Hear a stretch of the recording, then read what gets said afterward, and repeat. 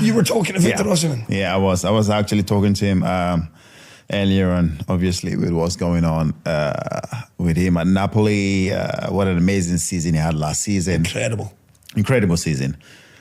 And then all of a sudden this is happening. So I decided to reach out to him, give him a phone call, and show my love and support, obviously. So he answered your call? Yeah, Nigerian guy, lovely boy. I met him just before I retired from the national team.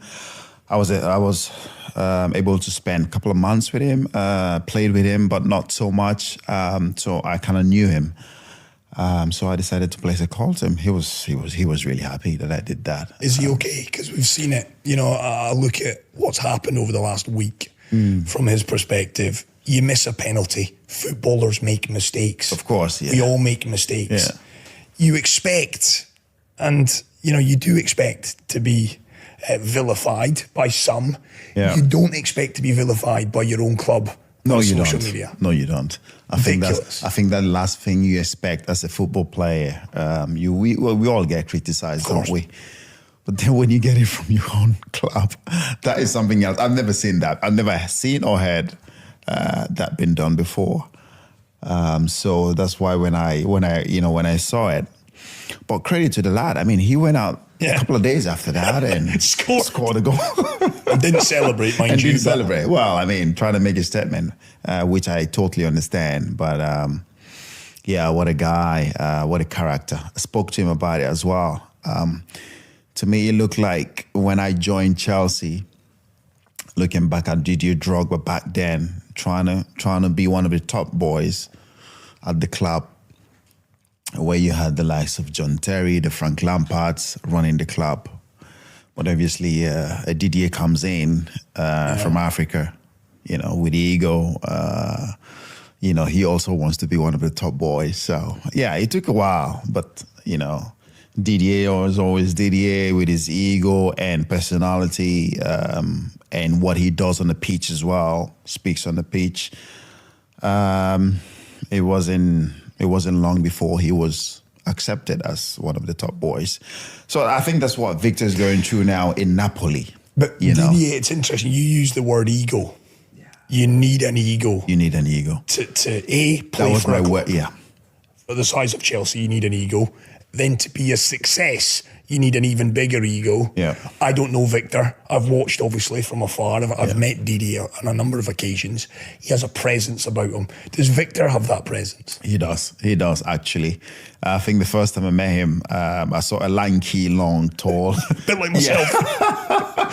Guy, you know, walking towards me and, you know, coming towards me and then showing his respect. Very respectful, very humble. So yeah, I spoke to him. I didn't know him from before, so I, you know, spoke to him. We had a chat. I welcomed him, you know, into the national team. Made him feel welcome, and yeah, I'm just saying that to the camera. I didn't do that. Of course, I was thinking. I'm looking at you, going, "Did you really do any of that?" Of course you didn't. I got him to wash the boots, clean the boots and stuff. Did you? Good on you, John. I'm not washing your trainers after this, by the way, just to be clear.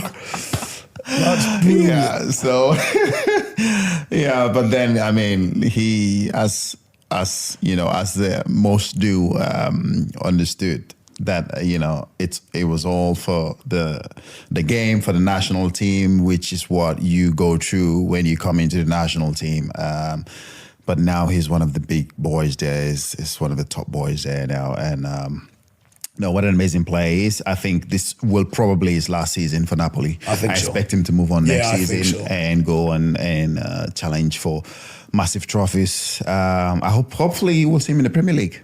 Which club suits him? Obviously, Chelsea, your beloved Chelsea. They cannot hit a barn door at the minute. I like Jackson. I want to just say that. I like Nicholas Jackson. I think there's a lot of raw potential there. I think there's a lot of lovely attributes and characteristics. It's going to take time. Does he slot seamlessly into the Premier League? Has he got the tools to be a success in England? I think he does. I think he does. I think when I look back at him a few years ago, I will say no. But now watching him last season and watching him this season, I'll say definitely. he will come into the Premier League and he will slot right in. He will score goals.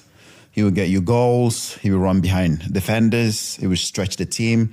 And I think that's what probably when you look at a lot of the teams now in the Premier League, that's what they're looking for. Yeah. A striker who can run, who wants to run behind the defenders, because then it helps your team, doesn't it? Because it stretches the defenders, the team, the game becomes open, and then you can create chances. And I think that's what Victor will definitely give you. I hope he comes to Chelsea. But I think looking back at from the noise that I hear, he's a big United. I think probably